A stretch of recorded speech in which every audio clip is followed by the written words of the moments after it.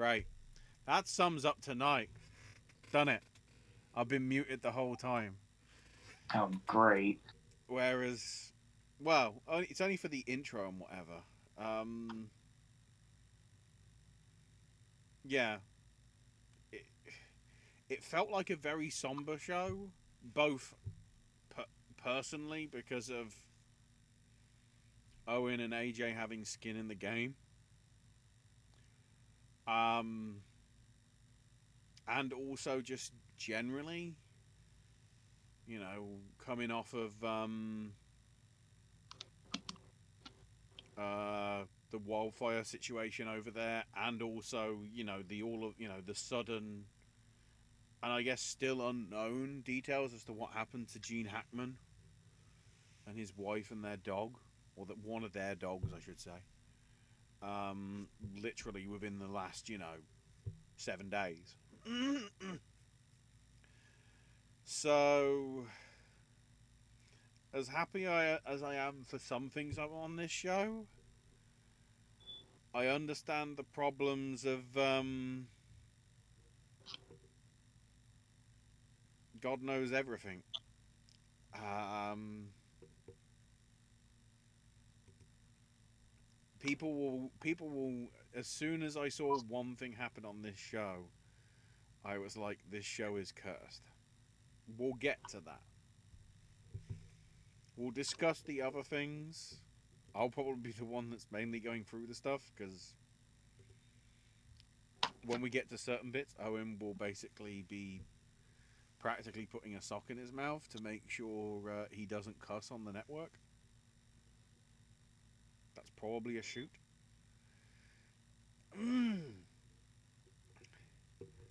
Which is annoying because, as expected, Conan killed it. It I was a want to talk about that. it was a really well. I mean, that's what we can talk off with first. He really delivered. The opening spot where he was crawling out of the B-more and forgot his shoe.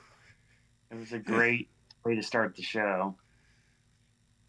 See, see, the thing about this is that that's why this ceremony hurts so much because I personally have been waiting for Conan O'Brien to host the Oscars for years. It has always been an idea. It's always been something that I've wanted to happen. And of course, the most snake bitten Oscar season in the history of recent memory. And yeah, this goes way, way beyond anything else in 2023. Is when Conan finally gets the reins and are like, yeah, okay, we'll finally let you host. And like Ashley, you said, he killed it. Like, surprising absolutely no one. They were old school late night, old school bits, old school monologues. If you are a Conan O'Brien fan, the parts where he was on the screen tonight were great. Even the stuff that nobody saw, because if you saw it you may have seen it on social media. It was probably whether it was him or not, or whether it's just the production. Every single person in that auditorium, even in the sort of what quote the cheap slash press seats, right at the top tier of the building, all Mm-hmm. had sort of little sort of cardboard like cake boxes that you sort of gate things in Yep. with a drink and a pretzel thing, basically making sure that people were hydrated and snacking. And it was, it seemed like it was sort of a hand drawn sort of Conan doodle as well on the Oh thing. yeah, for sure. It was a really nice touch. Really did a good job hosting. The jokes landed. Yeah, Um, big time. how much? It'd be interesting to see how much of the material he comprised of and how much would have been the writer's room. Because I know Oscars usually has a pretty good writer's room, but when you're dealing Right. with somebody like that, especially the bit that I found especially weird as well is that they were talking about how the ceremony has had no AI involved with it. Mm-hmm. Especially when he literally, quote unquote, presented a Simpsons episode that was supposedly about AI for the season premiere, which kind of signaled that the Simpsons might actually be back properly again, because I really haven't heard, maybe apart from the Christmas specials that they dumped on Disney Plus or whatever the hell that set of things were. The episodes that have actually got broadcast on television, starting of course with the one that he was a sort of main star in, have actually been pretty good this year. And of course, Tika's talking of skin in the game. That's where Conan got his start in those early few seasons of The Simpsons. So Exactly. it's sort of weird full circle that after hosting a Simpsons episode, he's hosting the Oscars, and I wouldn't mind seeing him again. I He will definitely be one of the hosts that they're going to go back to.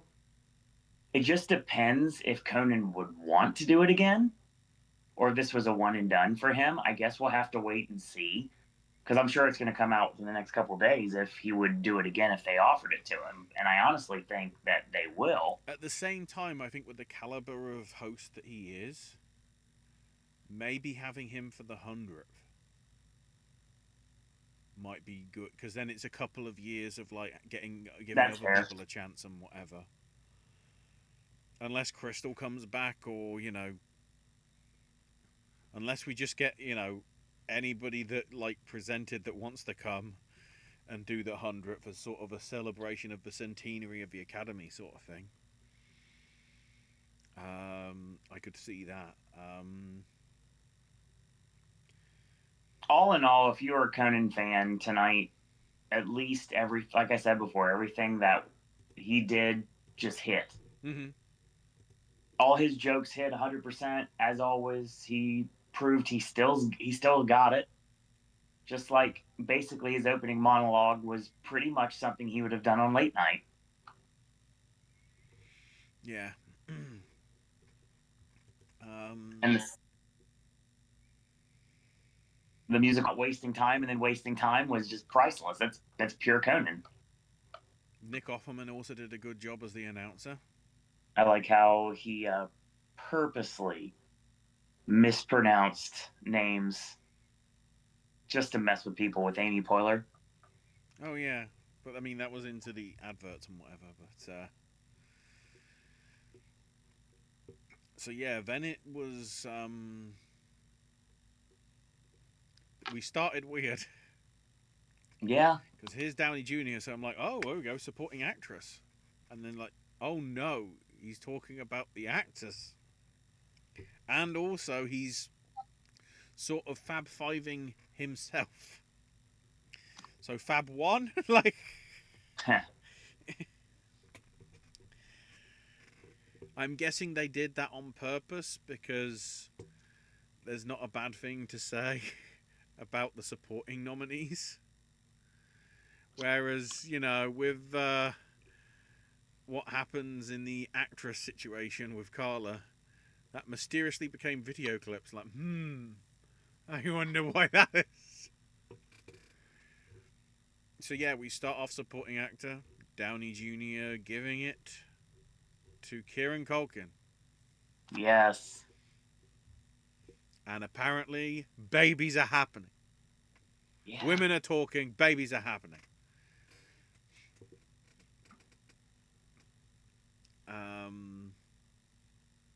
Good little speech from him. Although half the time I swear I was actually watching Benji, not Kieran Culkin. Is there really a difference at this point? I also do like the Photoshop that I saw online of Kieran from whichever fucking TV series it was he would have done back in the 90s. As a kid, a la sort of Macaulay Culkin, except there's a badly photoshopped Oscar in front of it. Seems fair. Then we had Andrew Garfield showing his love to Goldie Hawn. Which felt like, is this a We Live in Time segment? Like, what the hell? Definitely not. Someone was definitely missing. So then, yeah, to the animated pair, Yes. starting off with animated feature going to Flow. Yeah, it's after everything that this season has done. In the very end, basically Disney comes up with a goose egg. Well, and you, well, because Wild Robot's Universal, so Yeah, that's what yeah, I'm saying. It's like it had an opportunity to win animated, but no one thought that would be the case. So in it going down to the movie that everybody was thinking was going to win, and then its far superior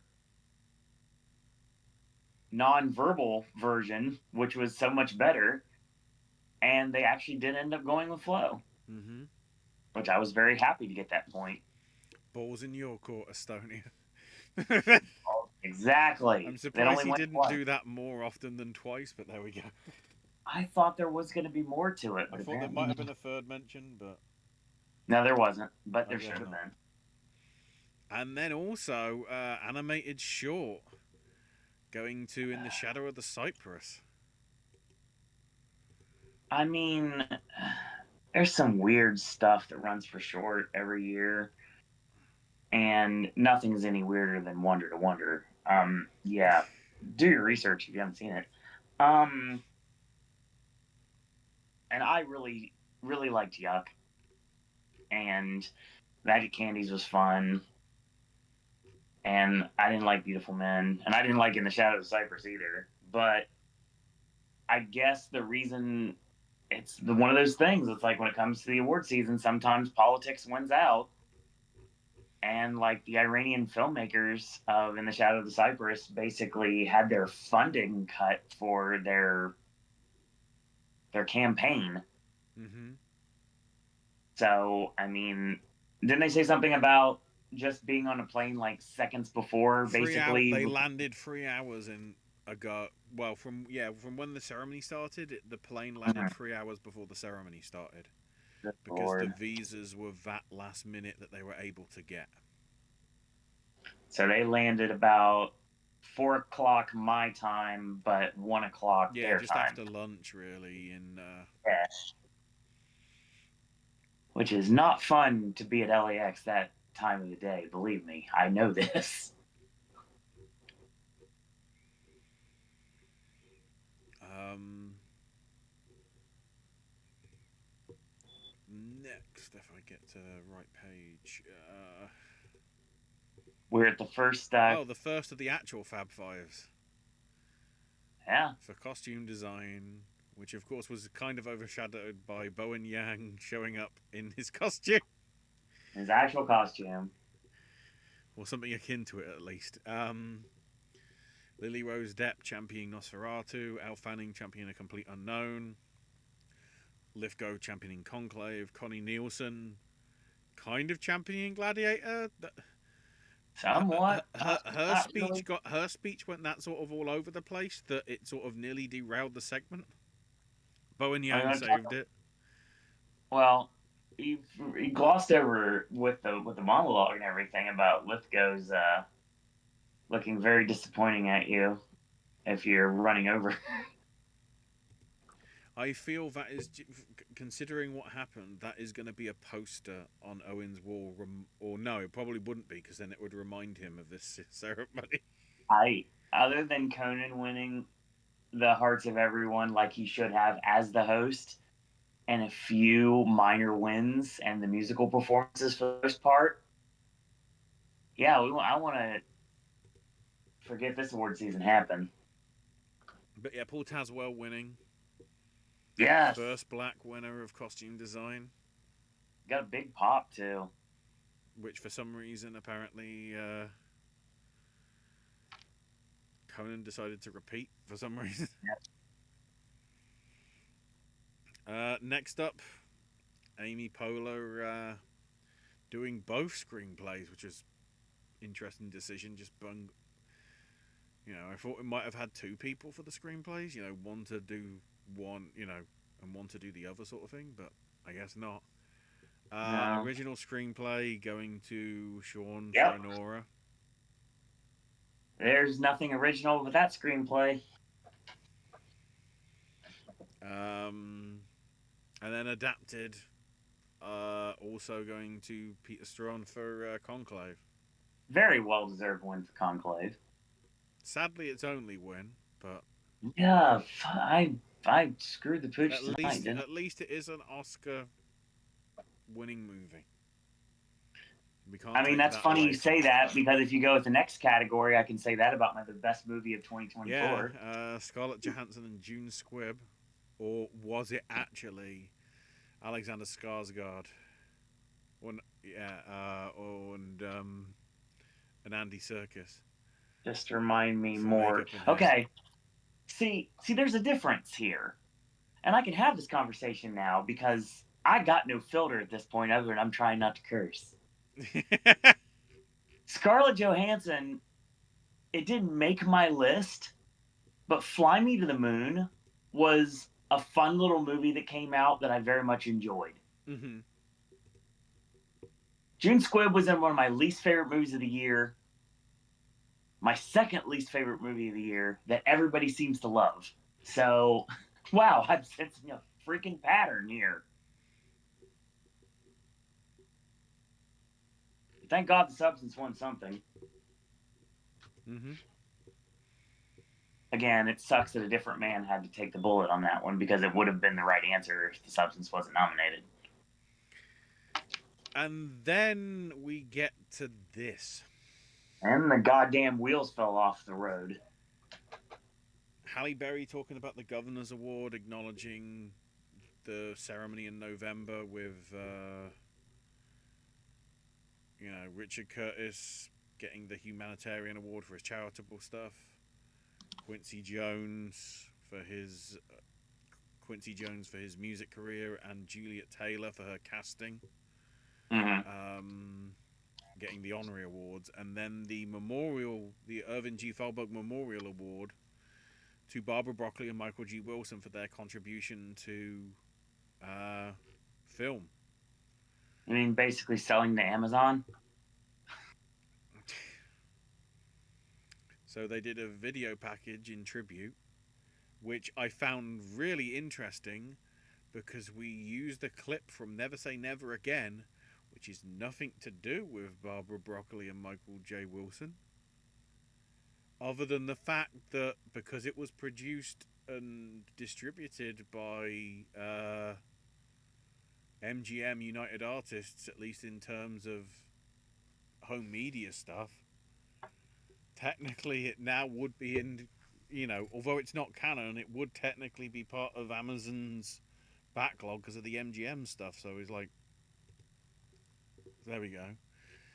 And we did a tribute, Margaret Qualley dancing, which is like, it's nice to see, but at the same time, it felt like it was something off Dancing with the Stars.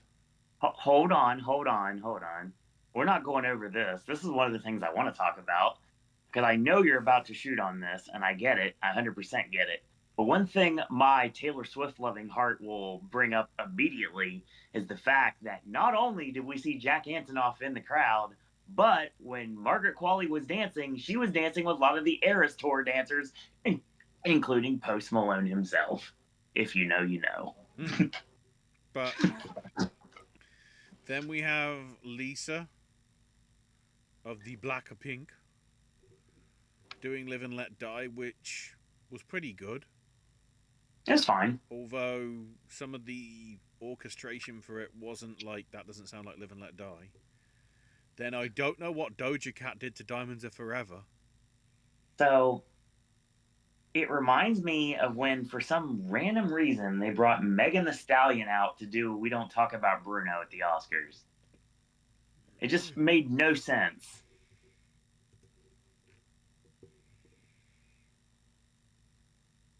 And then Ray, I guess, doing her I don't want to say interpretation of Skyfall, because I think she, really got the sort of the power that you'd need to do for that. but I find it, I would have thought Goldfinger would have been a better choice for that rather than Skyfall.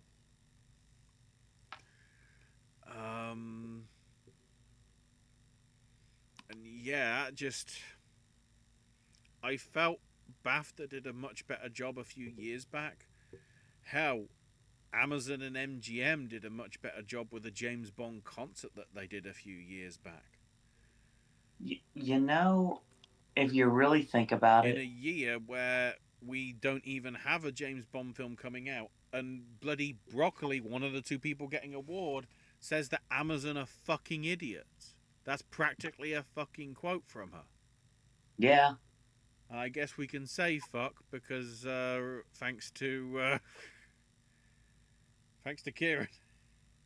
I wish I could, but No, I can, but yeah, you can. This is the see there's a reason why we're not ever doing live streams of live reactions to the show ever again, because Ashley knows what I said many times tonight, and it's not something you probably can imagine. mm-hmm. But to be fair, Ashley, if I would have turned the ceremony off right after the weird Bond performance, I probably would have a much better night right now.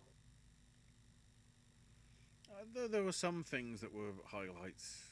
I could have watched them on social media just like I did with the SNL. Daryl Hannah coming out to bloody Ironside. That's all that matters. That was cool. Shouting out Ukraine as well, which I guess was the only reference to it, technically, of the night. I think. Oh no, Peter Strawn had it as a ribbon on his jacket. He's wearing the ribbon, yeah. The screenplay thing. Daryl Hannah giving editing to Honora.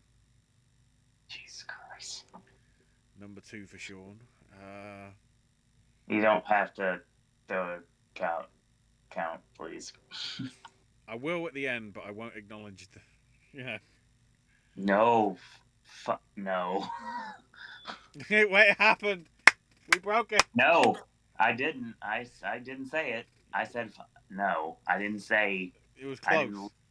It was close enough that I'm counting it as a half. That's what you're going to get at this point. Because after that, the damn thing went off the rails and it never came back. Divine Joy Randolph getting supporting actress Fab warning. Unsurprisingly, Zoe wins. 2 performances I'm not a major fan of. And amazingly, of course, Zoe did the shortest speech I think so far of the season. I mean, okay, and I know we're getting ahead of ourselves, but I don't really care at this point. Because at the end of the day, if you're winning the entire season and we get to the final award ceremony and you know you're going to sweep, it makes perfect sense that you would have the shortest speech of all. It's like, yeah, I thanked everybody else already. Tell Adrian Brody that. God dang it. Then we had... I actually got a point here. We had Ben Stiller being awesome. That was cool. With the stage going wrong, talking about production design because of course. And yeah, production design going to The Wicked. Yeah. Which I think was the one thing I saw was notable is Nathan. I think has been nominated 7 times, and this is his first win. Mm-hmm. So it took a while. Like Nathan worked on the Dark Knight trilogy, Tenet, whole bunch of other things, and it's only now that he's got his recognition. So that's at least good to see. Then first surprise presenter of the night, Mick Jagger, comes out to do Best Original Song.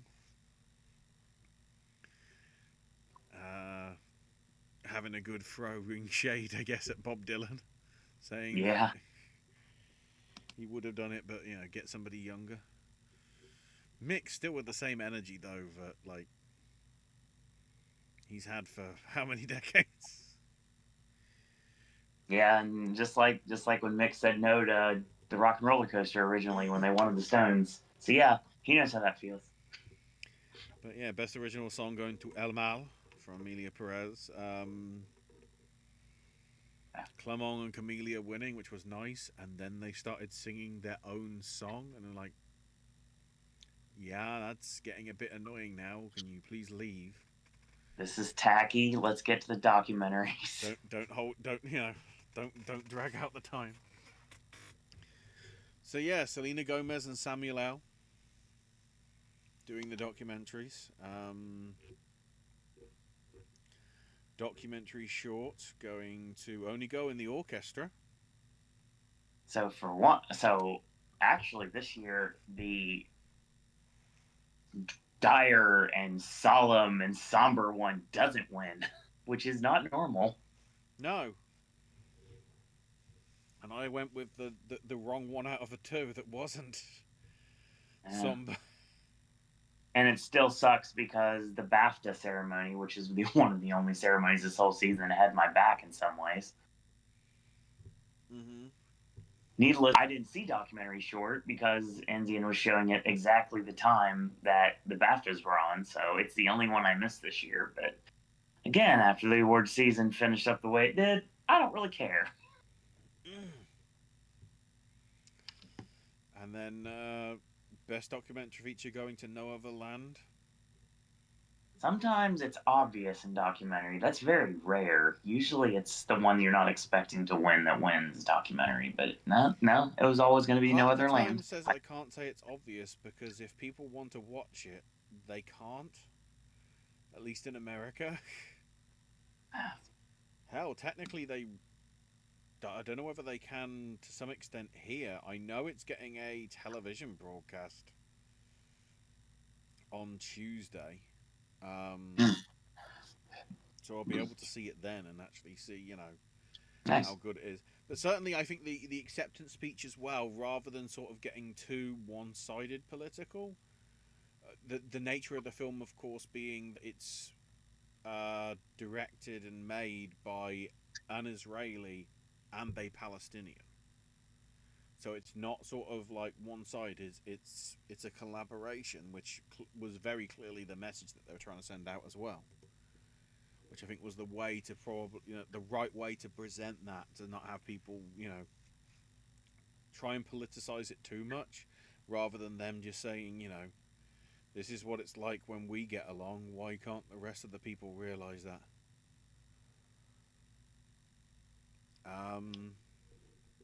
So I think they did a good job there. Then we have the Dune segment. Miley Cyrus and Miles Teller giving best sound to Dune. Dune also, of course, showing up with the sandworm in the orchestra. And in the musical, we won't waste time bit when the Yes, sandworms doing chopsticks that was fun. and some random Deadpool dancer.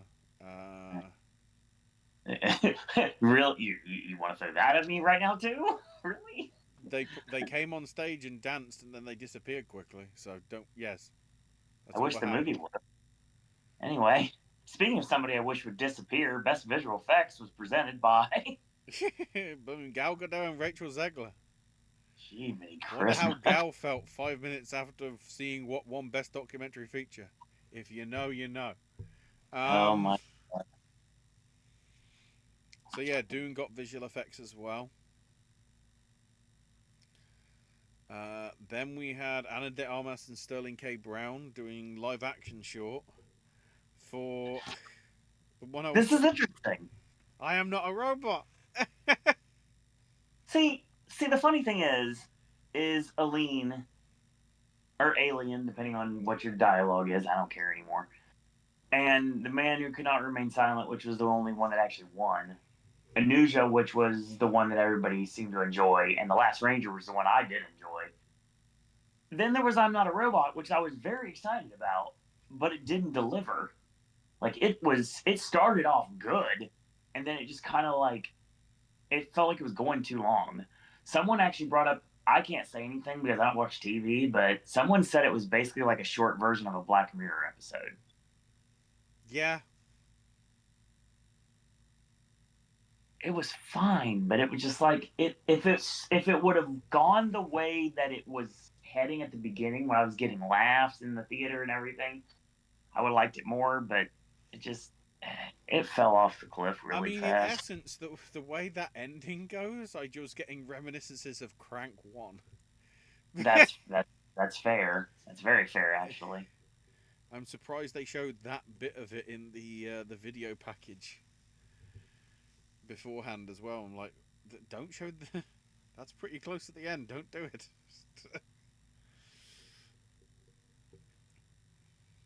um, then surprise number two, Morgan Freeman appears to understandably give a personal bit of a eulogy for Gene Hackman, Mm, and then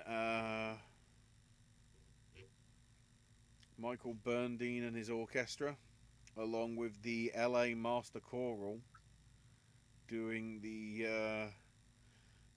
Catholic Mass Lacrimosa from Mozart's Requiem, mm.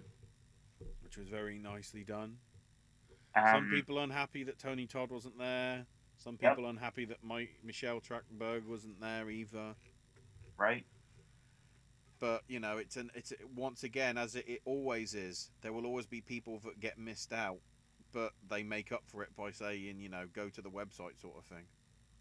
Well, I mean, speaking of that, speaking of missed out, um, it's not like we glossed over it. It's just we were having both Ashley and myself were having issues with the stream of the beginning of the show, Mm-hmm. which of course was the Cynthia and Ari performance, which was great because I went back and watched it. It was Over the Rainbow by Ariana, and then Home from The Wiz by Cynthia, and then they teamed up on Defying Gravity, and I thought that was really well done. I have seen that now, and I very much enjoyed it. But I didn't want to gloss over that because I was happy to see that even though they got all the nominations and barely any wins, it was a good night if you're a Wicked fan. Mm-hmm. A lot of visibility, a lot of visibility for everybody. Gives them hope and I think stake in the game when it comes to part two, Oh Wicked for God, a Good. million percent. Although speaking with it, let's bring up the other issue that certainly you seemingly had, and by the looks of it, Parsnip had a bit later on in the show. Mm. The Hulu situation. Owen was Yeah. What? actively trying to watch this on Hulu, didn't Yes. know where to go, Nope. so had to resort to my backup with my Yep. feed. And then Parsnips mentioning that Hulu crashed right as the final two awards were announced. You They didn't don't miss have anything. ABC, the app got killed, and so couldn't stream it. Hence, the whole point of Hulu was to be able to catch it that way, and Hulu wasn't delivering. Speaking of that, and that rolls right into a Conan bit that he's got our back. Um, Mm-hmm. the thing about it is like when you are depending on streaming services to watch something that is a viewership of millions of people, not hundreds of people, thousands of people, no, millions of people watch the Oscars every single year. Especially with a year like this year where everybody loves Wicked so much and everything, and the people that are not in the know are like, well, it's nominated. Let's go. Let's watch it. I saw it on my feed a ton tonight. Yeah, So it's the like word "robbed" in all caps was trending. I saw that. I saw that a few times actually. But no, like you're going. That's the reason why I hate streaming because I don't want to have to depend on something that may not work and it being the only way I can watch something. Like the Conan bit was hilarious. I won't deny it, and it's an old school late night bit, but it's a shoot. It's a million% a shoot because if people, I hate to be the old man yelling at clouds right now, but I don't care anymore. I've been pushed by my breaking point now. The thing is, I'm not necessarily against streaming as much as people think I am. I just feel that some things need to be visualized in an original format. Movies need to be seen in a theater. There needs to be a wider window for releases before they get dumped onto some streaming platform. Now, granted, I understand I'm in the minority on this, and I get that. But if something is going to be good enough, in some ways, to run for Best Picture at the biggest award ceremony that entertainment has to offer, I want to be able to see it in a theater. I want to get that experience. I don't want to watch. I have a giant television because of Tim, obviously, and I have a computer screen, and I watch my stuff on my computer on a giant television. That's how the system's hooked up here. Mm-hmm. I don't want to watch stuff at home. AJ and I were having that conversation today. Literally and figuratively, I have flipped since I moved to Florida because I used to make it a point to watch things at home, and I did my fair share of streaming, but I don't want to do that anymore. I want to watch a movie in a theater. I want to have the choice to go out there and watch a movie in a theater. Whether I take that opportunity is anyone's guess, but I want that chance. And I feel that so many people just either got worried what was going to happen or scared because of everything that happened, or some people just got just flat out lazy.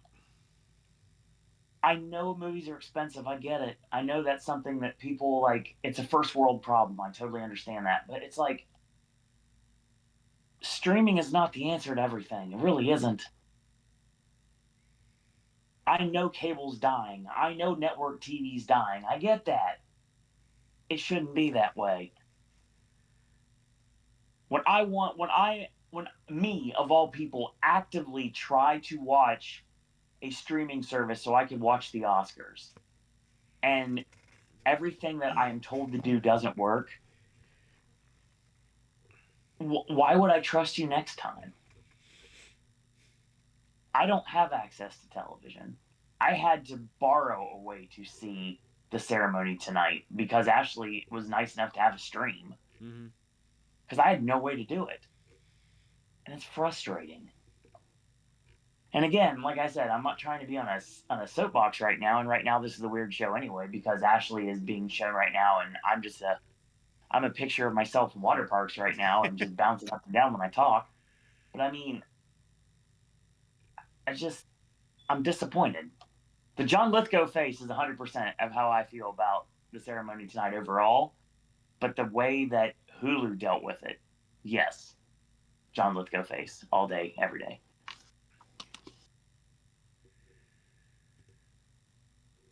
Yeah. Yeah. Also, yeah, because you say that, that also reminds me to bring up the little skit that they did of like imagine streaming but with a bigger screen and in a building called a cinema. I popped for that because I'm like, yeah, Conan had our back. Had Yeah. my back at least. Mm-hmm. Then time for our other Fab Five moment. Yeah, this was cool. Joe Alwyn hyping Brutalist, You left Batista up. You hyping left Room, up. Defoe hyping Nosferatu, Alba Roracher hyping Maria, and Zoe Saldana back hyping up Amelia Perez. I ain't gonna say anything further than this. Somebody in that list is gonna be talked about tomorrow, and you're gonna have to find out tomorrow who I'm talking about. Uh, and cinematography went to Lowell Crawley for Yeah, The Brutalist, which is a nice touch. To be honest, I should have seen it coming when we had the 270-degree angle Statue of Liberty for the cinematography. Because I felt that also epitomised the downfall of liberty because it was at the wrong angle and looked like it was falling over. So I see what they're doing there. I mean, Then in I See What They're Doing There, here comes Penelope Cruz doing foreign language because apparently not American people are not allowed to present the foreign language or international feature. see, this is my bad. This is my bad 100%. I mean, the correct answer to this is flow, but that was never going to happen. I don't know how it happened before, but I'm very happy. But I should have known. Even with all the quote unquote turmoil and all the controversy, I mean, if you put the two movies side by side, I'm not going to go for either one of them, but I'm Still Here is a stronger movie. And I should have went with it. Mm-hmm. And it got you, well, after I got the cinematography point, you got the international feature point. Mm-hmm. Yeah, it's sort of. I sensed there was a chance of it happening. Yeah, it definitely was. If it was gonna get anywhere, it would have been this one more than likely. Don't get me wrong, it had a chance in actress as well, depending how it goes. It really did, actually. But yeah, I'm still here getting the first win for Brazil, which I still think is crazy. 20-something years on after City of God, whereas all the other films that, because City of God I think was shortlisted but never even made it to the nominations. And if I look at the 5 lists of films that did make it, none of them have had any lasting legacy. Which, when you look at international feature over even the most recent years, hang on, let's get the list here.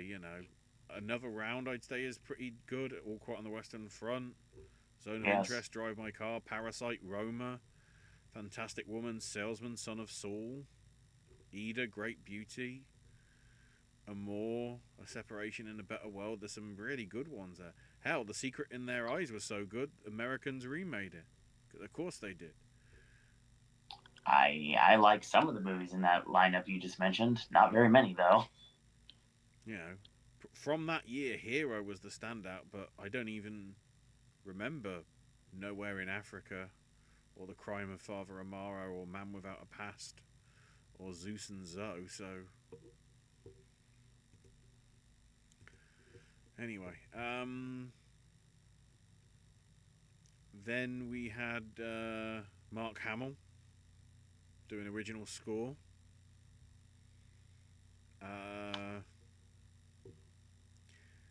Which went to The Brutalist, and a very, very nervous, a very nervous Daniel Bloomberg accepting it. But did a good job, nice acceptance speech. Then we had, I don't know what Whoopi Goldberg was wearing, because I don't know fashion, I can't really call it, but it was an outfit. And Oprah Winfrey doing the tribute to Quincy Jones with Queen Latifah, and whether they were supposed to know who the backing singers were, I don't know, but it was Ease On Down the Road. Yes, another Wiz. Yeah. So we got 2 Wiz songs. I was trying to wonder whether it actually does have a version running still somewhere. Oh, I guess it did have a Broadway revival last year, so maybe it was them, I'm not sure. Because I guess you didn't need to have Wayne Brady as the Wiz, because Ease On Down the Road is, I want to say, it's basically their version of, We're Off to See the Wizard, isn't it? Pretty much. When they get set off on the next part of the journey. Next, we have Cillian Murphy doing Best Actor, giving it to Adrian Brody, who was given a lot of time Too much time. Too much time, but at the same time, we could have cut 7 minutes if we didn't have that James Bond, whatever the hell it was. Hey, I wouldn't have got to see the Eras Tours dancers and Margaret Qualley if I didn't, though. So I'll give them at least that. No, the problem is, it's like I said to you, dude, you won all damn season except for once. I mean, you don't need to talk anymore. And then when they were trying to Jurassic Park him at the end, he's like, I've done this before. I'm going to keep talking now. I was like, you're being a prick, Brady. You don't have to do that. I'm sorry. The Brutalist is fine. And at one point, it was my only hope of any sort of sanctuary this year. Pun intended. But, dude, seriously. He won too much this season. I'm okay with boring sometimes when it's a good thing, but there are so many better performances in Brody this year. We'll talk about him tomorrow.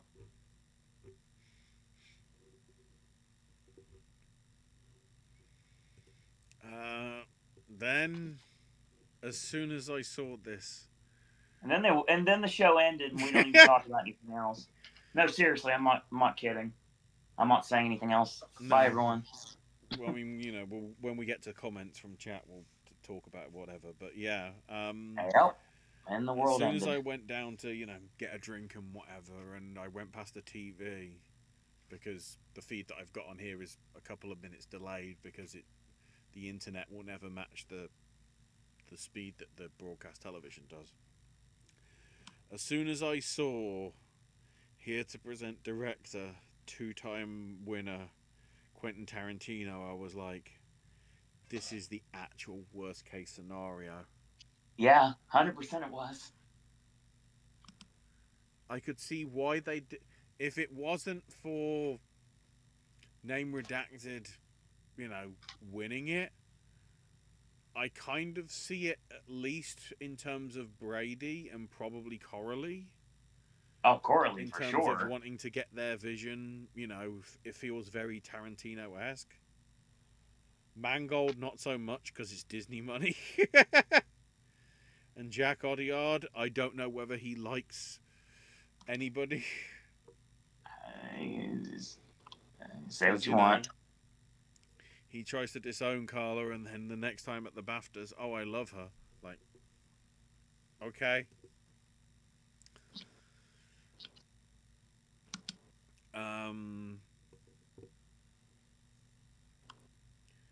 So yeah, Honora wins that. Then Emma Stone gives actress to Mikey Madison, which led to those in at least the wrestling know of having Demi Moore as Cody Rhodes last night, and the Academy as John Cena kicking Cody right in the balls.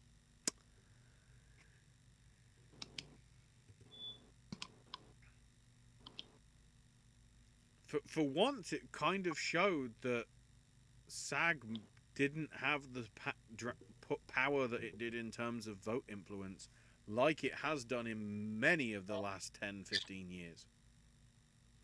The fact that only, 2 of the 5 carried through?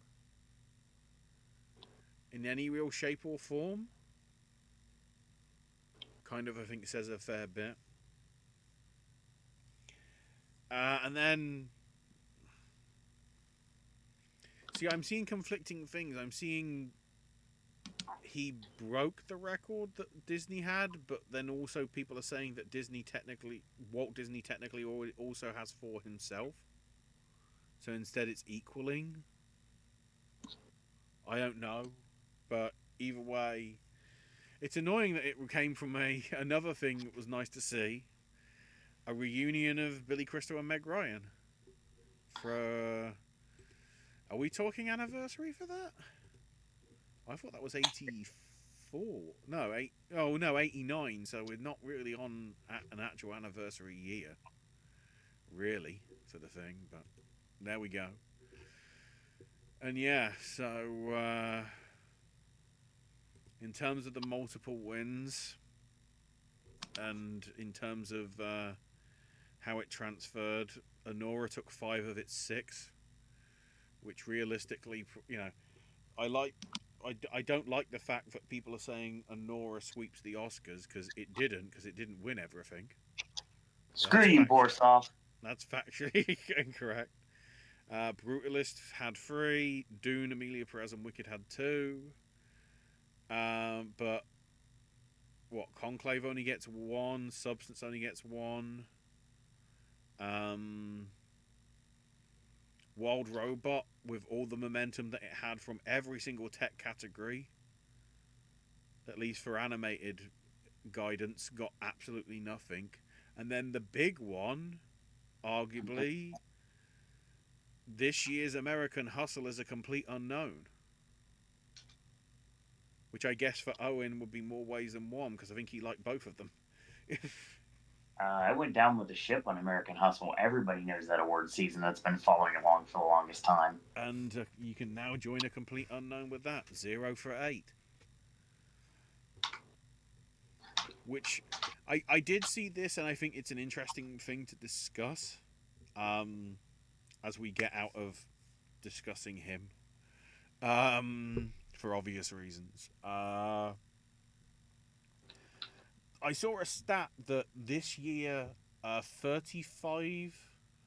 It was either 35 or 31 films, one of the two, were being recognised at this award ceremony, which is the lowest number of individual movies to be represented at the Oscars since 1991.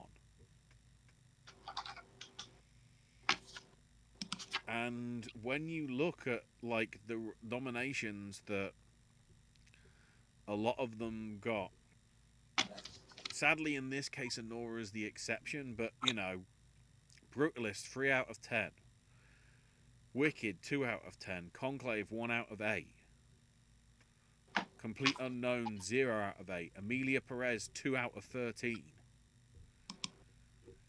It makes you wonder whether some of the nominations some of these films had in some of the categories might have just been people doing it because they just ticked off that everything that they could in their blooming voting sheet in order for it to get into the nomination phase. Like they would have said, oh, well, Amelia Perez had makeup and hair. We'll put that in. Not to, diss the people that worked on it. You got the nomination, that's fine. It's just, I feel some of with the fact that so little spread was here. A lot of stuff isn't getting sort of, because Gladiator had only 1 nomination. Maria would have only had 1. A Different Man would have only had 1. Obviously, a lot of the VFX stuff, that was pretty much there, for certainly, Alien, Romulus, Better Man, and Kingdom of the Planet of the Apes, that was their only 1.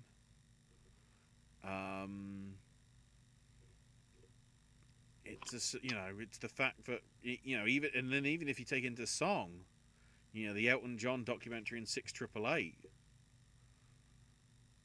okay, it doesn't help you've got 2 songs from Amelia Perez and whatever, but, despite some of the results going the way it did, that obviously, affects our personal opinions, I think generally it was a good show. Not in terms of maybe what happened, but I think as a presentation, the 3 hours and 45 minutes... Well, we'll get into that because we'll go through some of the comments. Spencer says, I'm still here, so hi. And then randomly Lion King 1.5. Why are we bringing that up? I don't understand where you're coming from, Spencer. I really don't. Although, I think that's a better use of your time than watching whatever the hell that Bond tribute was. Bry's brief statements was... my comment here before I go to bed, AJ needs to get a lawyer. And I'd say he'd probably turn it off after what happened in Director with his favourite filmmaker giving it to his now arch enemy. Don't I don't worry. The only way AJ knows what happened is because Owen texted him. no. Um, so to pull back the curtain a little bit, AJ asked me, because he's been doomsday prepping for a while, because Yeah.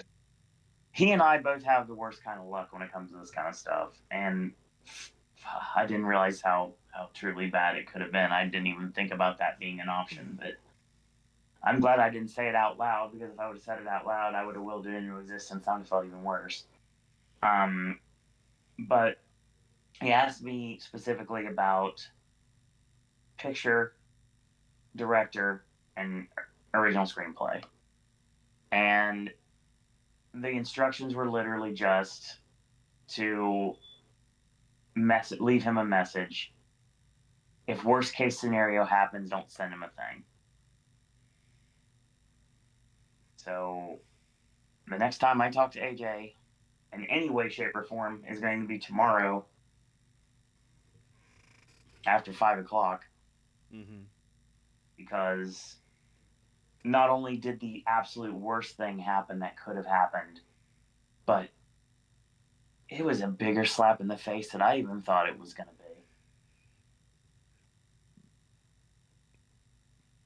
Although Bry and I think Jeffrey further down does make.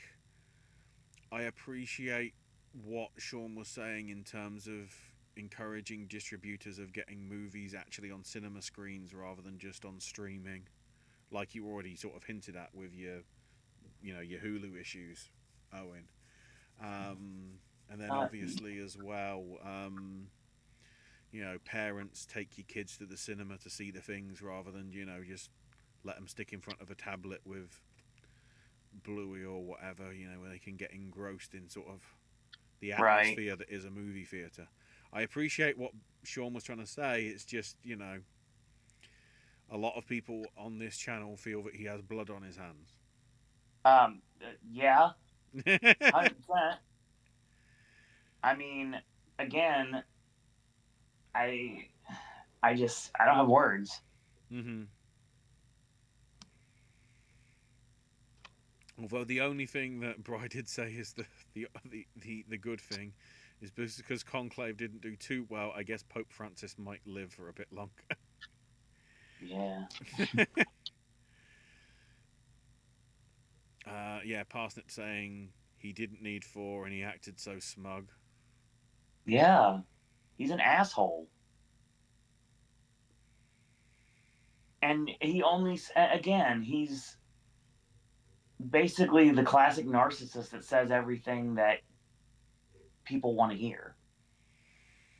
Smurfy The saying, rah rah okay, independent the rah rah independent film speech. Yeah, that's great on paper. He's getting a lot of hits on social right now, but how much of that stuff's a shoot? I mean, if he's willing to steal someone else's work before they even get started in their career, what else is he willing to do? and then Allegedly. considering at least internationally, Anora is technically a Universal picture. How Um, independent's that? Because Conclave isn't independent. That's also Universal. Uh, I guess Brutalist technically would be because I think A24 picked it up for international. maybe. I think. Um, Smurfy say I'm happy for Mikey Madison. However, I do wish the Academy would recognize horror performances. Yeah. It should have been Demi's Oscar. I'm sorry. And the only person that really should have had that spot other than her was Fernanda Torres.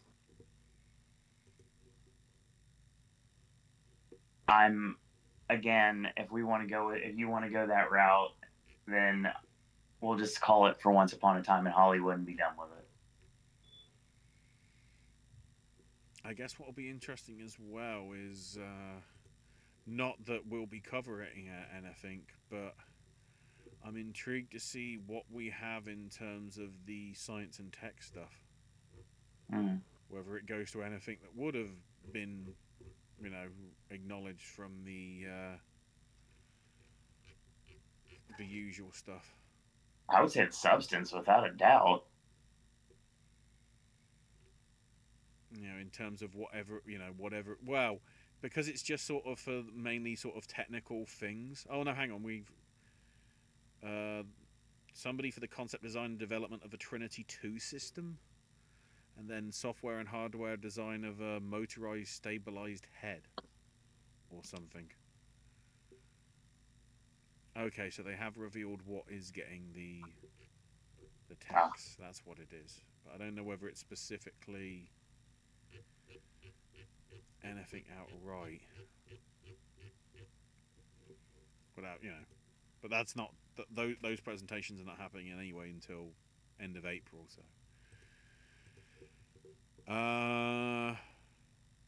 yeah, Parsnip saying I'm not happy with Madison. Should have been Demi. Yep. Yes, it Bry, should have. Bry with the awkward question.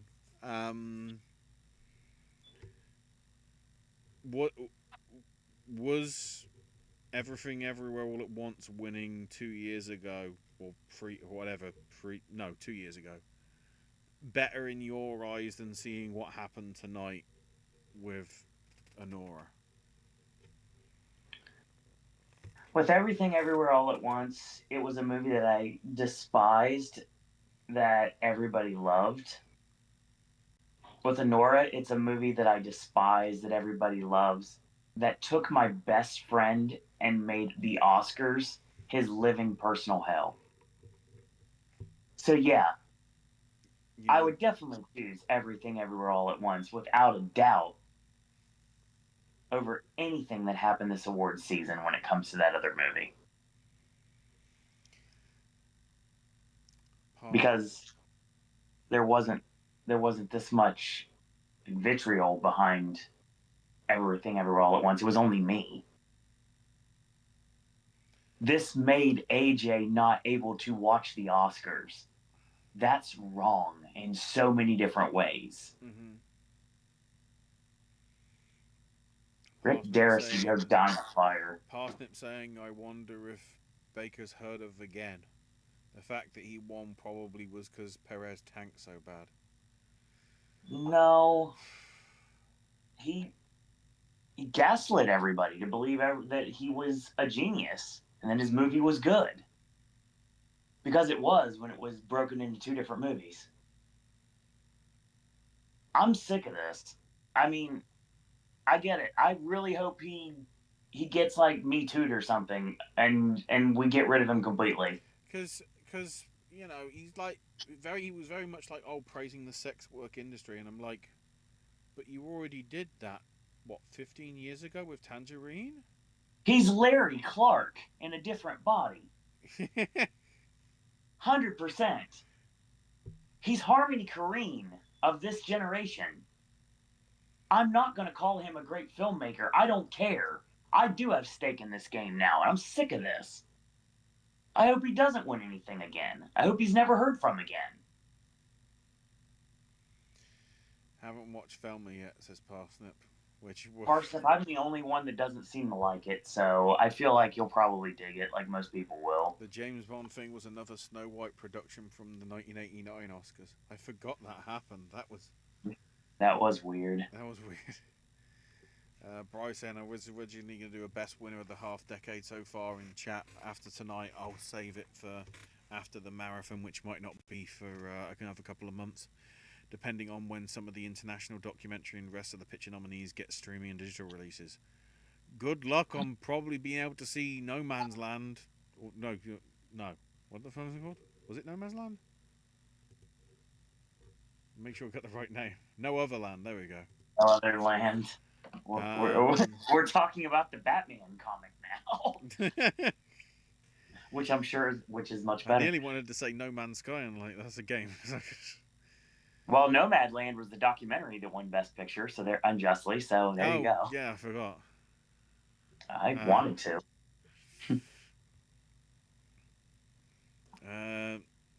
Did you air a live stream? Well, I mean, we found one to watch, but we didn't.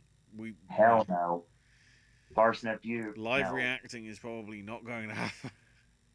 If I want to keep my sanity and monetization on this channel, I probably shouldn't be live reacting to the Oscars, especially when we get a season like this one. Yeah. Flo winning was a positive since I love the movie, but I didn't predict it, so now they're coming for my kneecaps. Oh, we'll talk about Kneecap tomorrow, Top Hat. Don't worry. Mr. Top Hat, I'll be brief, proceeds to not be brief. God. Gabriel, come on. I see your next joke.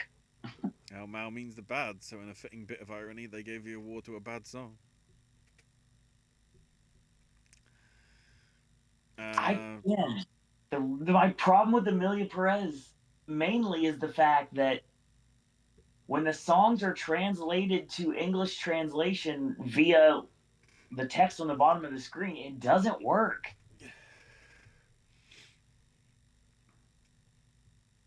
Yeah, it doesn't scan the same time.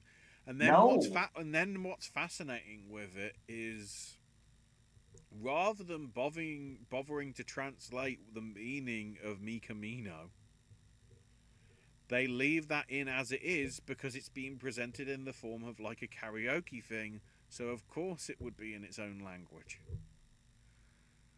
It's the only song I actually knew what it was. AJ had to tell me what El Mal was because I had no idea which song it was. It was the obnoxious Cell Block Tango song that Zoe sings in the middle of that group of people. Yeah.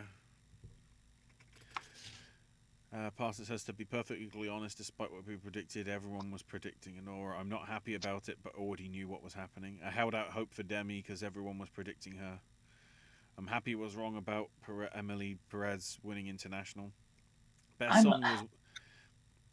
song was weird, or the people who won were weird. I'd probably more the latter.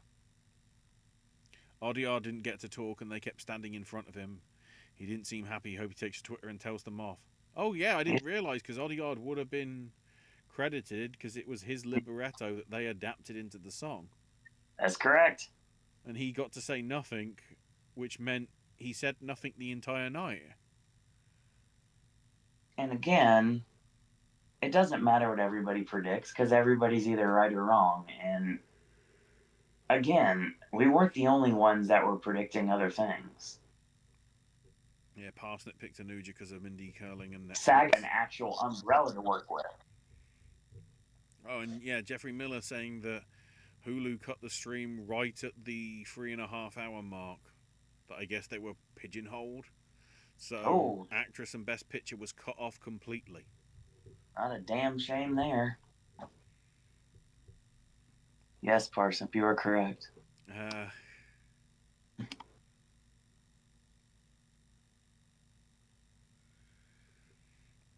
Parsnip, the thing about you're talking about picking Anuja because of Mindy Kaling, and I get that way of thinking. But sometimes when it comes to shorts, the most obvious ones are never the winners. And they usually like to go doom and gloom, and sometimes they surprise you. Stuff like Anuja would be a contender normally. And, like, I'm still baffled that they went. I mean, I knew they weren't going to go with, like, The Last Ranger, which is my favorite of the group and everything. And I'm very glad they didn't go with Wonder to Wonder because that movie still, like, freaks me out to this day. But, I mean, it's not always, like, so obvious when it comes to live action, direct documentary, or animated short. Yeah, Parsons had no other way but to stream. I have a smart TV and you can't get channels to come in unless you have cable, which I won't buy. I normally stream through the ABC app because my friend subscribed to Hulu. But they closed down the ABC app, so that was a no-go. I always had Hulu, but not live TV because I don't watch much live TV. And then, just saw an article that the Oscars are looking to move away from Disney and ABC anyway. Yeah, the interesting thing with that, though, is it had been Netflix, which I guess was maybe stress tested to some extent by them having the Super Bowl. Not the Super Bowl. That might happen in whatever time. The Christmas Day NFL matches that they had. That probably would have been the most viewership that they had overall. I was able to watch SAG on Netflix just fine.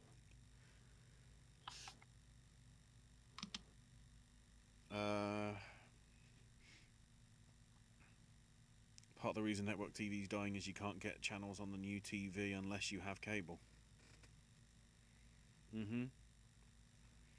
Top Hat going lol, LMAO even. Hey, that's his name. And lol did a damn good job with the cinematography. Damn right.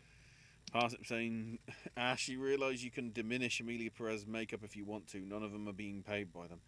Yeah, but what I was trying to say is I feel some of the people are voting on this thing, but maybe not in this point where they're getting from 5 to 1, but the people that are making the nominations by, whatever gets, obviously whatever gets the most votes, the top 5 in the vote, then gets put forward to a final ballot sort of thing. So I'm just feeling in some of the categories, some of these films are just basically going, oh, well, that film had sound, let's put Amelia Perez in there. Even though it might not be the right actual consideration for it. Which is weird, because a lot of these are supposed to have been, because I think when it comes to the actual putting the nominations forward, it's the people within that category that put the nominations forward. So it's them getting the most lazy, which is weird, because you'd have thought you'd want to be specialised as all hell. Anyway, Conclave 2 for the Oscars 2030. Conclave versus Amelia Perez sequel team-up movie. With Diane Warren doing an original song. Good God. Parsnip saying A24 has Brutalist for sale already on their website. Makes sense. I wonder if Kieran Culkin will get that 4th baby. We ain't got the 3rd yet, at least that I'm aware. Kieran Culkin in Avatar 4 or 5. I don't think that's how he'd work. Maybe. Although I do wonder where these actors will kick on from. As I always feel is the case. And, as much as we shit on him for his acceptance speech, it'll be interesting to see whether Brody gets more of a career push this time than he did 20 years ago, because I mean, okay, I guess he got the gig for, King Kong and whatever, but if you look, he really didn't get a lot of major projects at all. Hell, half of his stuff was either a heck of a lot of his stuff over the past 20 years has been spots here and there in Wes Anderson movies. And that's about it. Which is kind of crazy. I don't think everyone loves Anora. Everything was far more popular. Yeah, I think that's relating to the Anora versus Eow. Carly Farge's future is bright. Yeah, I want to see what she does next for sure. For sure. And of course, there was also a Whoopi and Demi reunion on the red carpet as well. Demi Moore is beautiful inside and out. Yeah. We saw her on the... Yeah, she's got to be beautiful on the inside. Conan's living inside her. I guess that's where he's staying because, he's lost his house to the wildfire. I thought praising the sex industry was weird. To some extent, yes. But considering the allegations against, a commander-in-chief and the sex industry, there's a bit of an irony there. Snow White should have Carla in it to get maximum hay. I was saying this to Owen beforehand. When you have a big movie like Snow White coming up in, 2.5 weeks, give or take, because it'll probably have, Thursday night screenings. Mm-hmm. It has no pre-booking that I've seen, at least in the UK. I don't know whether it's got any sort of real reach in terms of pre-booking there. The way they're sort of... Okay, they might have... Because I think you were saying there's a lot of trailers for it, at least when you've been to the theatre. I am at the Disney Springs AMC. I mean, yeah, that probably doesn't help. Yeah, that probably doesn't help. But, it's to me, it's... the fact that it feels like Disney wants to put this on Disney Plus. But I think because they've put so many eggs in one basket, it has to get a cinema release. If this gets Disney Plus after only a week, that will probably tell you a lot. Which I will feel sorry for, because I honestly don't think it's probably the fault of Greta. I'm hoping. I don't think it is. It's not. I'm not going to blame Mark Webb either.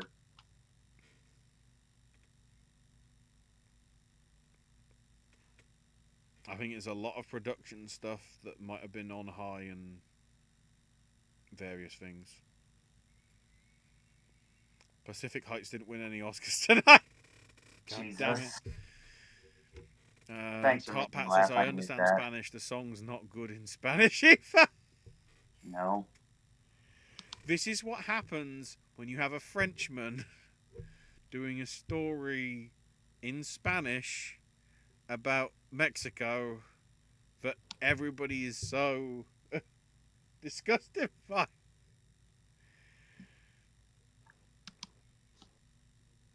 Surprised there wasn't any G.I. Jane jokes with Demi Moore in attendance. Yeah, that's a bit risky. If Conan did that and then Will Smith just got up on stage, like, God. don't you dare! He is not allowed to come back for a while, if you haven't remembered. Conclave should have won and Aura was so overrated. Thank you, Brian. I like your style, Brian.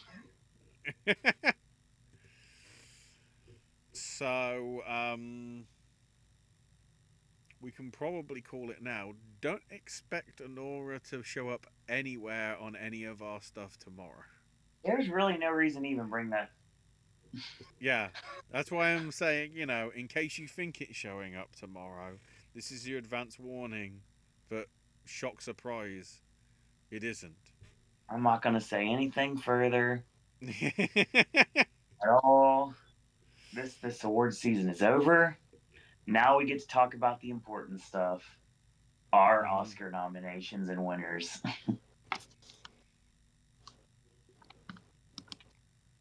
And the controversy listed is, we already have the controversy of the Hulu stream basically getting killed off before people saw the win, so it's there. It's coming. We'll see how it develops, obviously, over the next few days. It'll be interesting to see in terms of how it does viewership wise, whether it was up or down on last year and all that.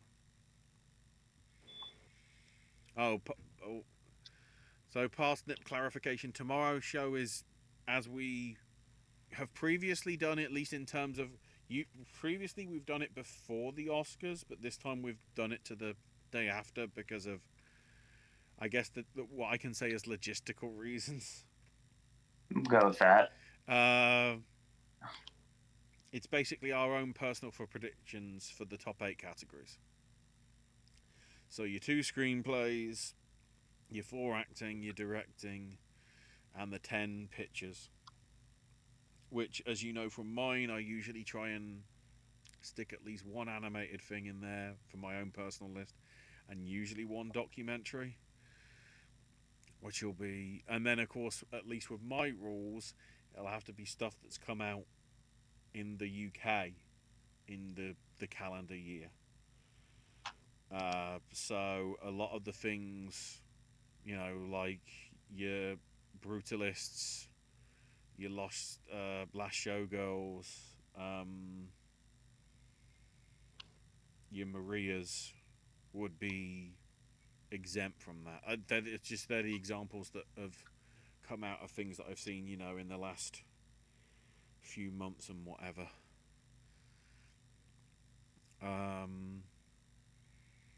They also didn't show Shannon Doherty along with Michelle in the memoriam, yeah. And yeah, Mr. Top Hat saying there was a donkey in Nickel Boys, so the Donk Vengers keep growing. God. Hell, depending how it goes, the OG donkey from Shrek 5 might be showing up at the ceremony in 2 years. So we'll see how that goes. So yeah. having gone about an hour and just under an hour and a half. Probably a good way to wrap it up. Let you people all go to sleep, like it felt like for a lot of the people watching from the UK on the feed that I was watching. By the end, it was like, "Can we please? We've been up for 5 hours. It's 3:45 in the morning." Sadly, I have to be slightly trained for this because, as this always happens, because it's international shows. Uh, yeah, 5:15 in the morning is a bit rough. I think it would have been worse. Well, it would have been worse for you guys, I guess, if the ceremony had been next week. What with the clocks going forward, so. So even though it is not preferable, obviously, Mhm. I you did not succeed in beating me at the Oscars. No, we We got tied. 10 apiece. Yep. So Owen still has the 12-point lead, which I think means on around 90 to my 78.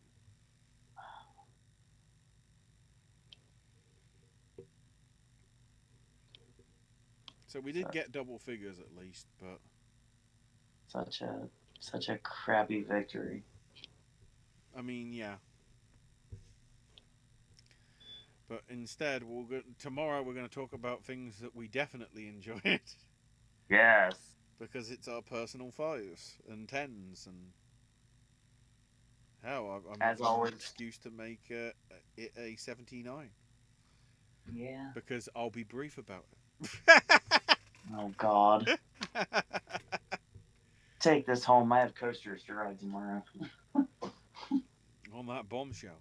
Uh, yeah. So the usual time of 6 Eastern tomorrow. Mm.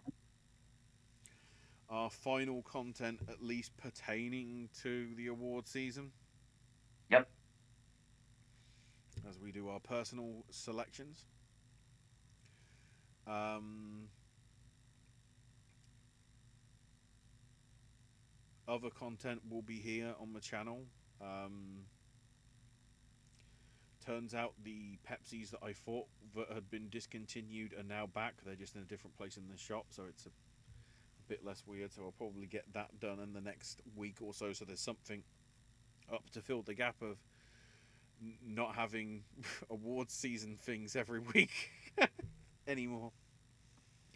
The gaming stuff will probably come back as well, partially because hell, it might even be a live stream of me cleaning Wallace and Gromit and stuff because, of course. Um, Thanks, Power Wash Sim, for that DLC that's coming this week. Uh, yes. Owen, do you want to do the outros? Yeah, I guess. So yeah, that's whatever you want to call this season. Thank God it's over. Um, Never shall we speak of it again. So everybody that's been following along since August, thanks for tuning in. Whether it was for a minute or for hours, we appreciate you checking us out.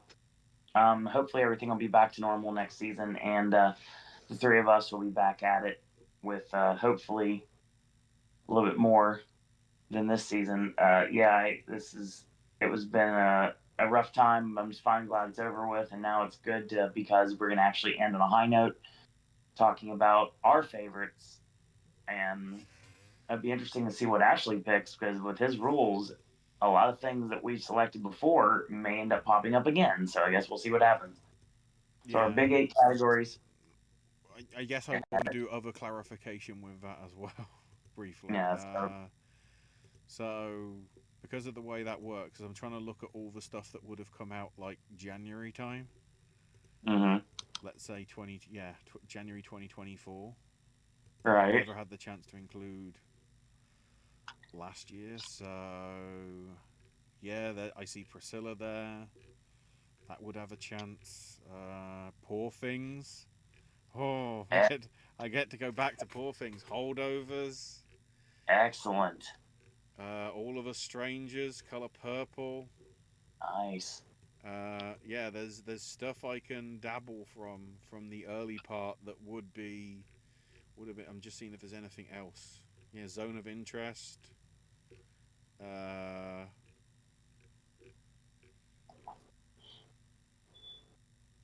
Turning Red. Oh yeah, of Yeah. course, the fucking Iron Claw. Yes. You can tell Which that might be in the top 10, can't you? I'll play a little game about that too, because I have the list we had from last season, and I'm sure some of the movies Ashley's going to talk about for this year is stuff I've already talked about last year. Mm-hmm.